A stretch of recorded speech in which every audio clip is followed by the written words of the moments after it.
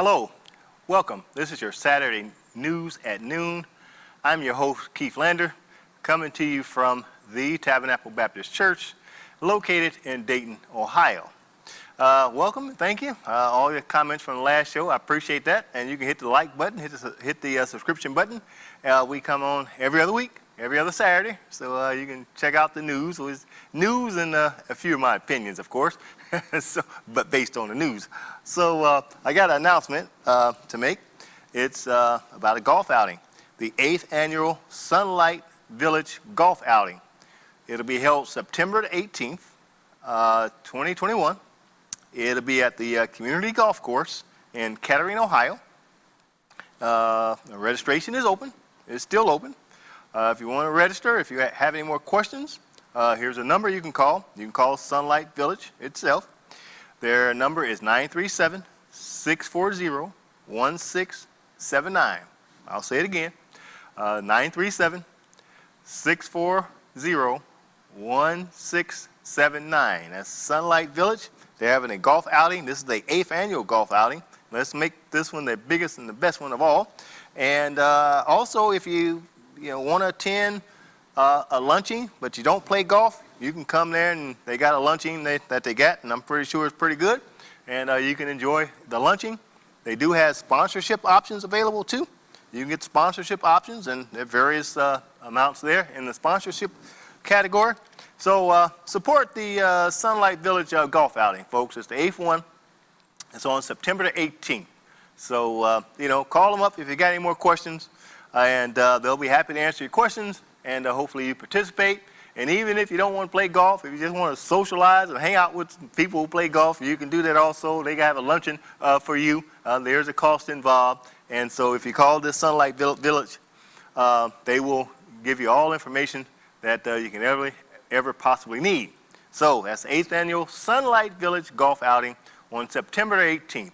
So be there. I might even see you there. I may show up. It's going to be at the Community Golf Course in Kettering, Ohio. So let's make that event good. Here's the scam alert. The scam alert has to do with home improvement scammers. And this is from the Ohio Attorney General's office. Because these scammers, folks, it's important to do your homework before approving any contract improvements to your home. Now, this includes getting more than one estimate or asking contractors for information or prior customers whom can vouch for the contract work. Now, according to the Ohio Attorney General office, 70 criminal charges were brought against a home improvement contractor in Southeast Ohio who allegedly stole more than $400,000 from homeowners, including 4 elderly victims. So I'm trying to protect all of y'all folks from getting scammed by these con artists talking about they're going to do some home improvement. Now, here are some tips that you can use so that you won't get scammed by these con artists, and this is according to the Ohio Attorney General's office. Number 1, before signing the contract or making a payment, check the company's reputation with the Ohio Attorney General's office and the Better Business Bureau. And you can also conduct an internet search for the business and the names of the individuals involved. Now, I also suggested that you don't make large down payments. Instead, you pay in increments. For example, you pay a third at the beginning of the job, you pay a third halfway through the job, and then once the work is completed to your satisfaction, you pay the other 1/3. And so also get any promises that the contractor makes in writing. Now, individuals understanding that the Ohio Home Solicitation Sale Act provide consumers with a 3-day cancellation period. So you can cancel that contract within 3 days of you signed it. Now, if you suspect you've been scammed or somebody's using unfair business practice against you, you believe, you can contact the Ohio Attorney General's office at www.ohioprotects.org, and there's a number you can call, 800-282-0515. I'll give it to you again. That's ohioprotects.org, www.ohioprotects.org, and the number is 800-282-0515. 0515, and that's the Ohio Attorney General's office. If you feel like you've been scammed or somebody's using unfair business practices when it comes to a home improvement. So spread that around, because I don't want nobody to get scammed by these guys. Another thing you ought to look for, if somebody comes up to your door, knocks on your door, talking about, hey, I'm a contractor, I got some extra materials left over from another job, and it'll fit your house, and I see that you need this or whatever that, tell that guy, no, man, get to stepping, because that's a con game. You know what I mean? What they'll try to do is they'll try to get you some money up front, they'll start a job, you pay the money, and out the door they go. You won't see or hear from them again. So be careful of those contractors when they come to your door. There are some legitimate people who come to your door.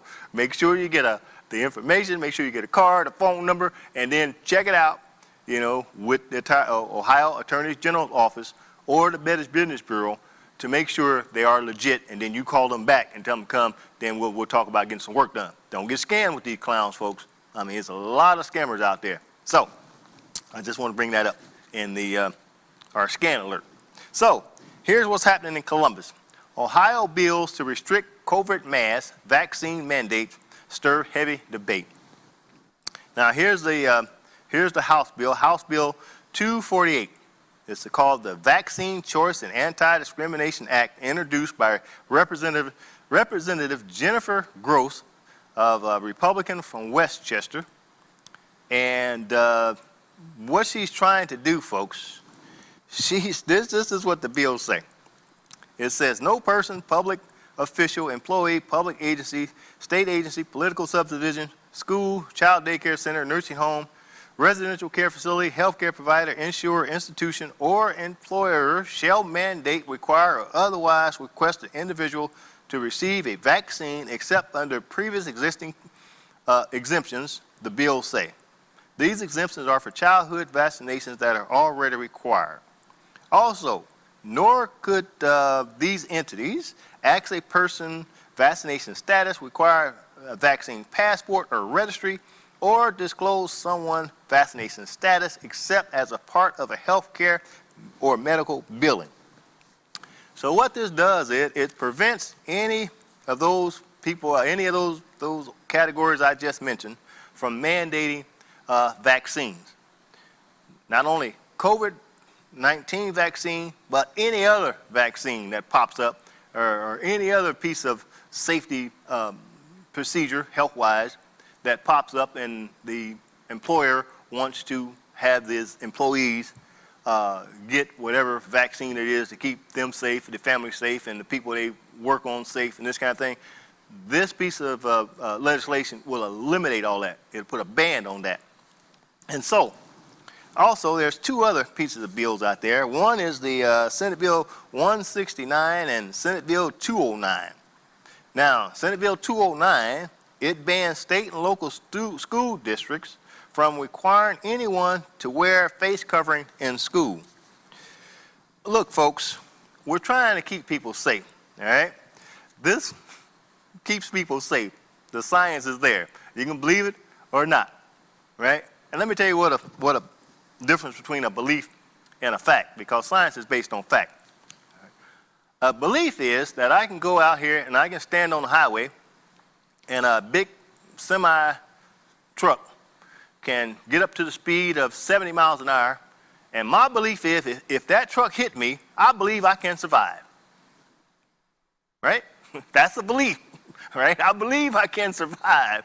But if you look at the facts of the matter and the science of the matter, if I get hit by that Mack truck, that semi truck going 60 miles an hour, most likely I'm gonna die, right?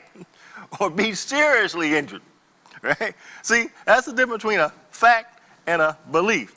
And so you people got this belief that this don't help, but the science and the fact says, yes, it does. Your belief is having the possibility of getting your kids sick, getting you sick, getting other folks sick, and somebody dying from your belief because you believe this don't work, but the science says otherwise. You understand that? And how is this going to keep anybody safe?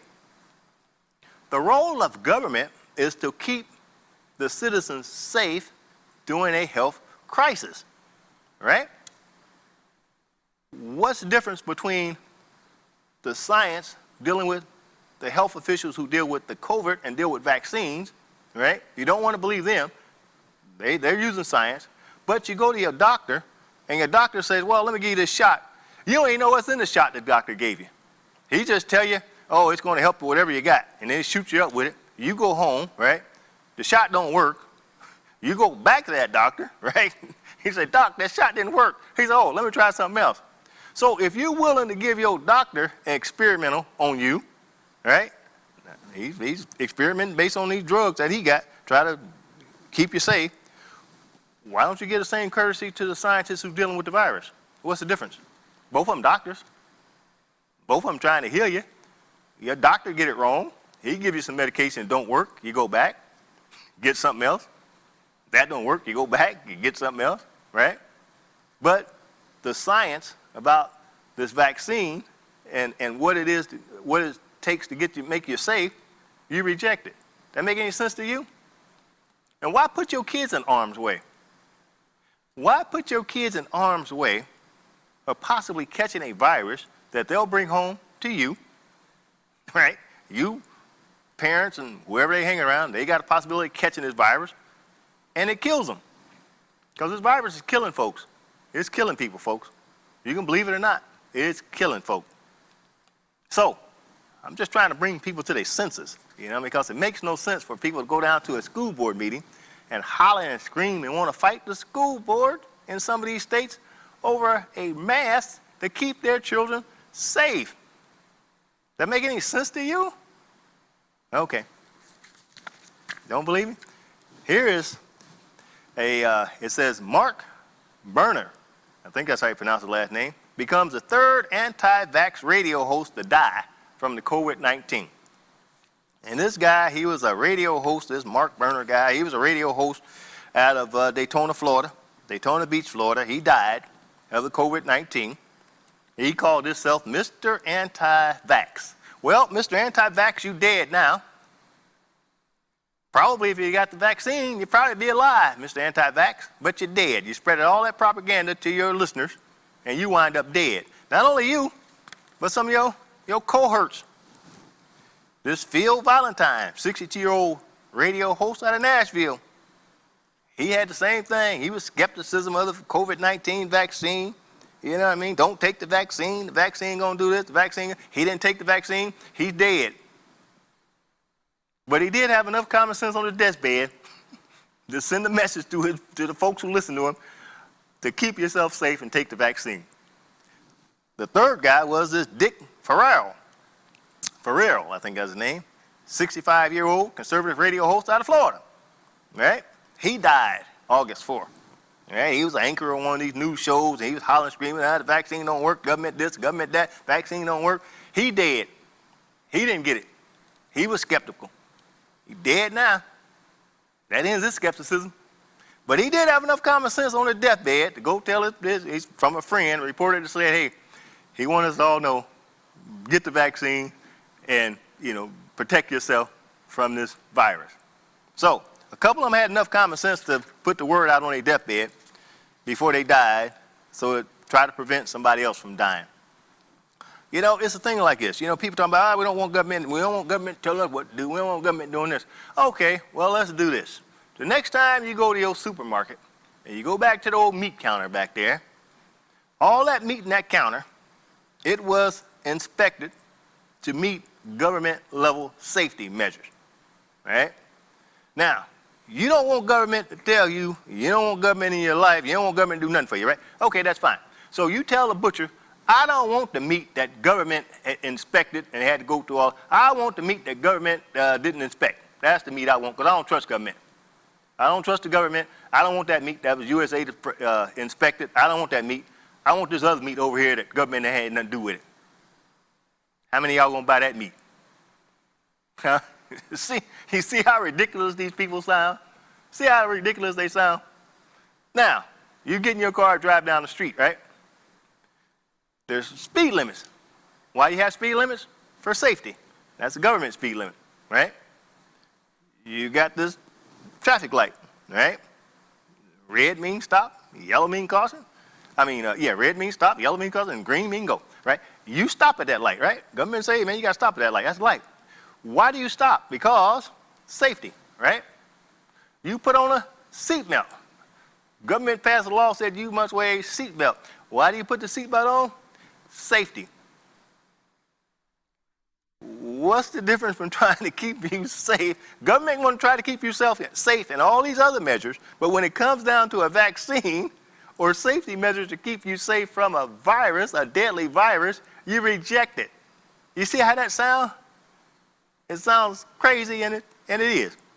So, I'm going to move on before I say something to get me kicked off the air. Here we go, folks. A white man in Virginia put a burning cross in a black family's yard, then tried to offer help finding the culprit. Now he's sentenced to 18 months in prison over the incident. A Virginia man was sentenced Friday on August the 20th to 18 months in a federal prison after he brought a burning cross into a black family's yard last year. James Brown, 41-year-old man from Marion, Virginia, pleaded guilty in April to criminal interference with federal protected housing rights based upon the victim's race. Let me tell y'all something. If y'all thinking about burning crosses in folks' yard and all that other kind of nonsense, and I applaud the neighbors because the neighbors turned them in. That's who turned them in. The neighbors said Brown had previously talked about burning the cross and spoke about black families in a derogatory way. He also told a neighbor about the incident. I did it, and he laughed, and he called the family N-word when someone asked him about the fire. Now, he got arrested 12 days later. So I applaud the neighbors for turning this fool in because they don't even want to be part of this nonsense. You see, you're not intimidating folks, these racists, with burning crosses and doing the whatever white supremacist salutes and all the other kind of crap y'all do. You're not intimidating anybody anymore. Those days are played out. You know what I mean? I'm for self-defense. Now, I'm gonna get this right. Now, look here. Now, I ain't gonna go around and bother folk, but if you take a swing, I gotta do what I gotta do to make sure you get a receipt for trying to hit me. You know what I mean? And if you do hit me, then we really gonna have some problems, right? Because I'm not turning the other cheek. I'm sorry to say that, but I'm telling you the truth. I'm gonna defend myself. So I just want to make that known. You know what I mean? Self-defense is not a thing that, I turn the other cheek on. So that's just me. Yeah, I mean, now you can do what you want. You know what I mean? You can let somebody bust you upside the head if you want to, and then just try to walk away. I don't subscribe to that. So I just want to put that out there. So, we got to practice self-defense. We can't, rely on anything other than our own instincts to get somebody from bashing us upside the head and all the burning crosses in yards and all that kind of stuff. That's not right. It's not right. I'm not advocating violence, but what I'm saying is, if you try to bust me upside my head, you're definitely going to get a receipt. You can believe that. So I just want to put that out there. I'm nonviolent. If you're nonviolent with me, that's what Malcolm said, by the way, and I believe it. But anyway, NASCAR driver Denny Hamlin. NASCAR driver Denny Hamilton and also FedEx has engaged in a Black Future initiative. And the way it works is the three-time Daytona 500 winner, Denny Hamilton, who combined with his superpowers with Michael Jordan, and they formed a NASCAR Cup Series team. They did that back in September of last year. He will be pulling up Saturday's Daytona Cup in a car that will feature logos from 4 historically black institutions on the back of his bumper. Now, the institutions are Jackson State, Tennessee State, Mississippi Valley State, and so these institutions will be on his back bumper. He's got partnership with FedEx Shipping for Black Futures Initiative, and this is a good thing, and it helps relationship and recruitment from the HBCUs.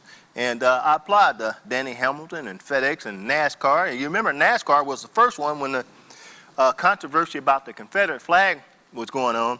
NASCAR came out and said, no, we're going to ban that Confederate flag to be flown in the NASCAR events. And let me tell you about that Confederate flag. The folks who were flying and supporting the Confederate flag, they fought against the United States, right?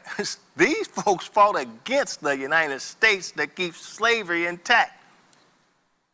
That's what that Confederate flag represents. Nothing to do with no heritage.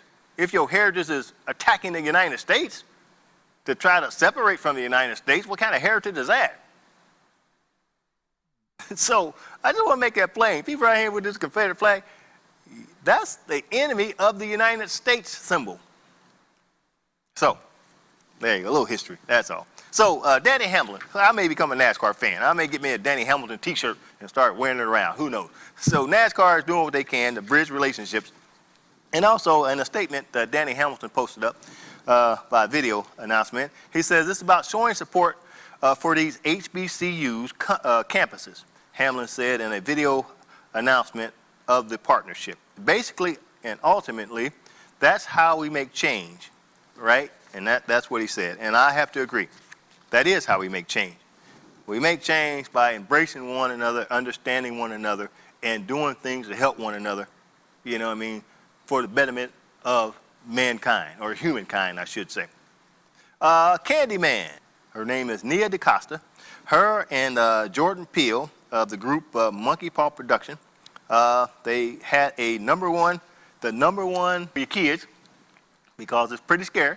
And if you want to look in the mirror and say Candyman, Candyman 3 times and see what happens, no, I'm just kidding. It's a movie, folks. But it is entertaining and it is pretty scary because Candyman do not play.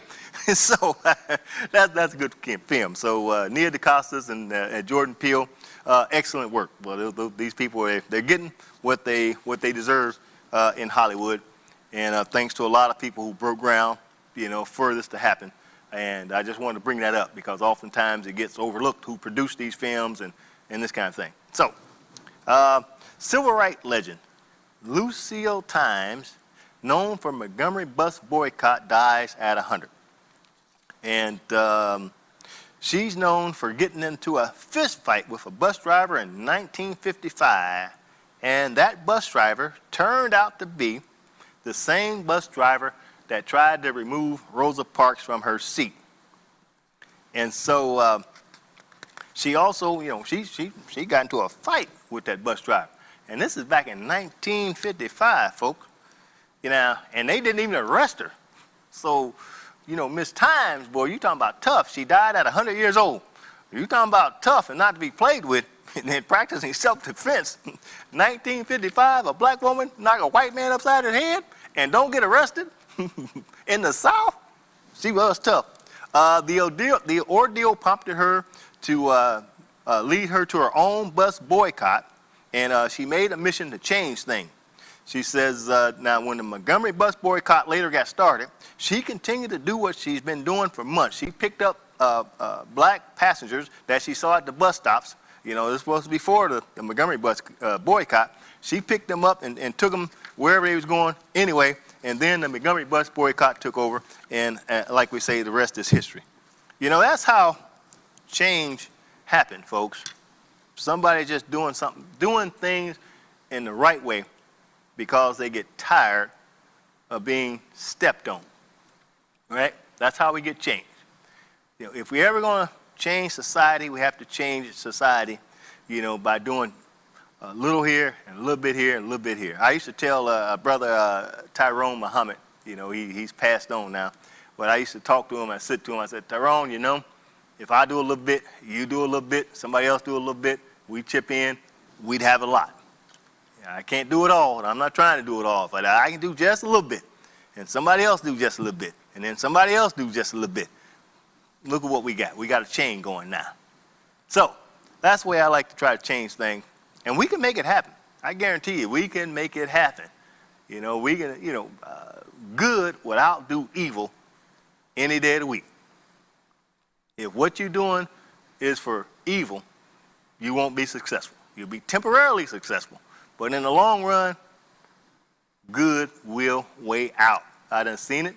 I done read it. I done read it in history books. I done read it in that Bible. I done read it in the school books, it will happen. So all these politicians out there trying to do evil, trying to suppress and stop people from voting, trying to stop people from exercising their own, well, some of these people ain't got good judgment, but just trying to impede their own will on folk.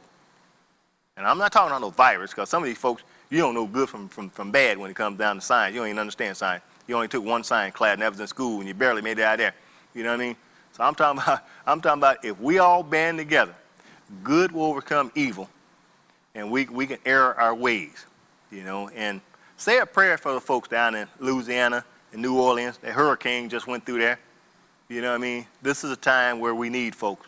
People talking about, I don't want the government doing this, I don't want the government doing that. But when a tornado or a severe storm come out and tear up your house, you're looking for the government to help you. And why is it the people who complain the most don't have anything to complain about? The people who complain the most, they got a roof over their head, a couple of cars in the parking lot, got food in the refrigerator, got living good, got a nice job, nice salary, and you out there complaining about a mask. Is that all you got? Complaining about a mask, and you living good. My. Well, I just wanted to bring that up, folks. A lot of these people don't have anything to complain about. Nothing to complain about. Because you got it made. But you're being misguided. You know what I mean?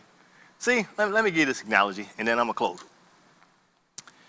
The reason why blacks and other Latinos and other folks, the reason why we are successful in sports is because the playing field is level. Everybody has to play by their own rules. And if you cheat by taking performance-enhancing drugs, and if you're caught, you get thrown out.